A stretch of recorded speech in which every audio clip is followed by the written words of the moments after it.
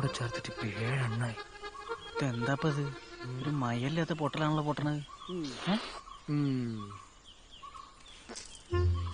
ഓട്ടോറിക്ഷയിലും കാറിലും കൊണ്ടുവന്നിട്ട് വരെ രക്ഷയില്ല. ഇവിടെ എത്തുമ്പോ വണ്ടി ഇടിക്കും, എങ്ങനെങ്കിലും സ്ഥലത്ത് പൊട്ടിയിരിക്കും.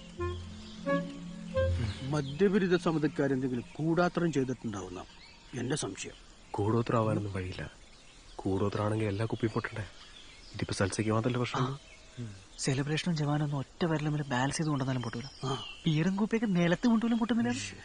സൽസ മാത്രം, നമ്മളെ സൽസ മാത്രം. എന്താണ്ടത്? സൽസ ശാപം.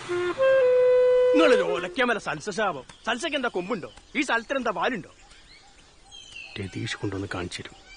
ഈ കൗട്ട രതീഷ് കൊണ്ടുവന്ന് കാണിച്ചു തരും. പ്രേതം വന്നാലും ഭൂതം വന്നാലും രതീഷിന് പുല്ല പുല്ല്. കൗട്ടെ കൊണ്ടുവരുമ്പോ 2 കൊണ്ടുവന്നോ. ഒന്ന് പൊട്ടിയാലോ മറ്റേ ഉണ്ടാവില്ലേ? 2 സൽസ.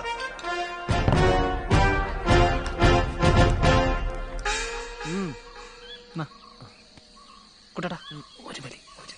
ഞാൻ കുപ്പി ചുറ്റിച്ചോളാം. രതീഷ് ഒരെത്തിടാ.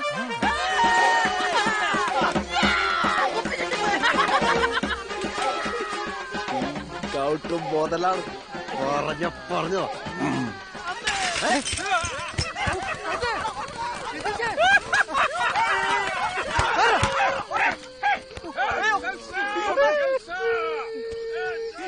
നിങ്ങളിങ്ങനെ നിലവിളിക്കല്ലേ രതീഷ്? ആടാ നെഞ്ചത്ത് കുപ്പിച്ചില്ല കയറി കിടക്കുമ്പോ ഞാൻ നിലവിളിക്കാണ്. കോട്ട് വാങ്ങിച്ചിടത്തേക്ക് പൊട്ടിക്കിടക്കുമ്പോ ഇത്രയ്ക്ക് കുട്ടിതപ്പെട്ടിട്ട് വരില്ലായിരുന്നു. ഈ മിട്ടല് ചെല്ലേ അന്റെ ഒരു ഒറ്റ കാരനാ 2 കുപ്പി വാങ്ങാൻ പറഞ്ഞേ. ഇല്ല ഒരു കുപ്പിയിലെ ചില്ല എന്റെ നെഞ്ചത്തുണ്ടാവും.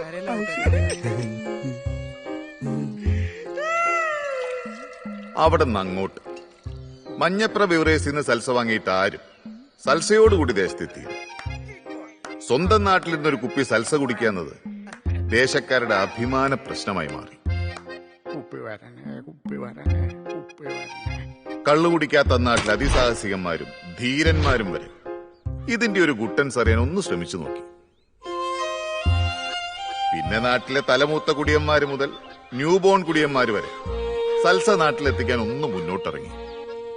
എവിടെ അങ്ങനെ പേരില്ലാത്ത ആ വളവിനൊരു പേര് വീണു, സൽസമുക്ക്.